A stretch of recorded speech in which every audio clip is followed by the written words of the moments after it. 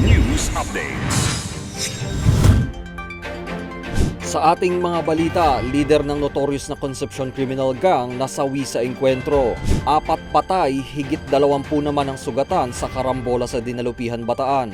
161 million pesos cash aid ipamamahagi sa mga magsasaka sa Negros Oriental simula Pebrero. Ako po si Cesar Soriano, kasama ang buong puwersa ng Kidlat News Channel para ihatid ang mga nangunang balita sa buong kapuluan. Ngayon, Nasawi ang leader ng Concepcion Criminal Gang at most wanted person ng Police Regional Office o PRO5 na si Gilbert Concepcion matapos makaengkwentro ang pulisya sa barangay San Martin de Porres sa Parañaque City kagabi ng Miyerkules. Ayon kay PRO5 Regional Director Police Brigadier General Andre Dizon, sangkot sa patong-patong na kaso gaya ng gun for hire, extortion at robbery sa Albay, sa Camarines Sur at mga kalapit nitong lugar sa Concepcion. Maghahain sana ng warrant of arrest ang pulisya kagabi nang manlaban umano si Concepcion na ikinasawi nito. Patay din sa engkwentro ang isang lalaking kasamahan ni Concepcion na hindi pa tukoy ang pagkakakilanlan.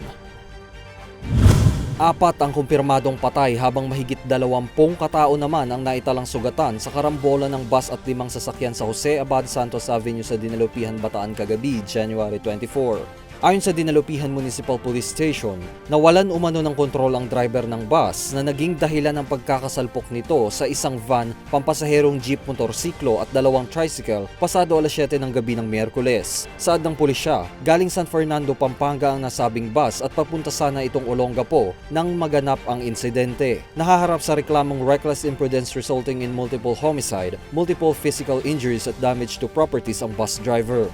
Aabot sa 161 million pesos ang ipamamahagi ng Department of Agriculture o DA sa mahigit 32,000 farmers sa Negros Oriental simula Pebrero ngayong taon. Ayon kay DA Provincial Agriculture Program Coordinating Officer Alejandro Rafal, naibigay na sa probinsya ang pondo at handa na itong ipamahagi sa mga magsasaka sa pamamagitan ng iba't ibang lokal na pamahalaan ng Negros Oriental. Aniya, nasa 20,000 rice farmers na ang kanilang na-verify sa tulong ng LGUs. Samantala, nakaprograma na rin ang pamamahagi nila ng mga pataba at makinarya na mag-uumpisa sa Marso o bago ang planting season ngayong taon. Para sa Kidlat News Updates, Juan Miguel Soriano, nag-uulat. at inyo pong natunghayan ang mga headlines sa nakalipas na mga oras. Manatiling nakatutok para sa mga susunod na updates at breaking news.